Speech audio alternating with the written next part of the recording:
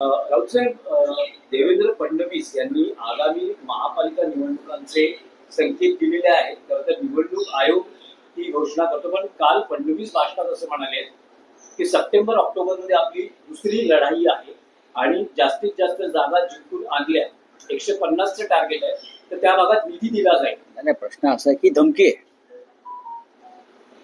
ही धमकी आहे, मुख्यमंत्र्यांची ही धमकी आहे. महानगर आधी त्याने अशा प्रकारच्या धमक्या लोकसभेला दिल्या, मग विधानसभेला दिल्या, महानगरपालिकेला दिल्या, मग जिल्हा परिषदेला धमक्या देतील, ग्रामपंचायतीला देतील. हे धमक्या देऊनच निवडणुका जिंकतायत. निधी, धमक्या, खंडण्या, त्यानंतर कायद्याचा गैरवापर. मुंबई त्यांना जिंकायची आणि ते कशा पद्धतीनं निवडणुका जिंकतात.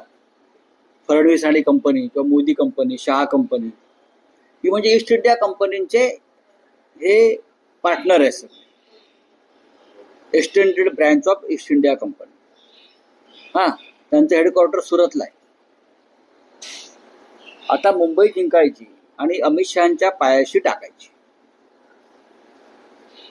व्यापाऱ्यांच्या, हे यांचं धोरण आहे. जसं पोर्तुगीजांकडून ब्रिटिशांनी घेतली मुंबई, मग ती याला भेट दिली, त्याला नजराणा दिला, तसं देवेंद्र फडणवीसांना मुंबईचा नजराणा east India company private limited Surat यांना द्यायचं किंवा अहमदाबाद यांना द्यायचं. आणि त्यासाठी त्यांची सगळी ह्या धमक्या, दहशत, आर्थिक उलाढाली सुरू आहे. मुंबईचं चित्र वेगळं आहे.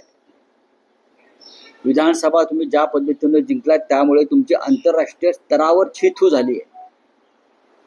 आंतरराष्ट्रीय स्तरावर की कशा पद्धतीनं महाराष्ट्राच्या निवडणुका हायजॅक केल्या, जिंकल्या, बनावट, बोगस मतदार याद्या, बोगस नावं टाकून 65 ते 70 लाख मतं एका तासामध्ये वाढवली.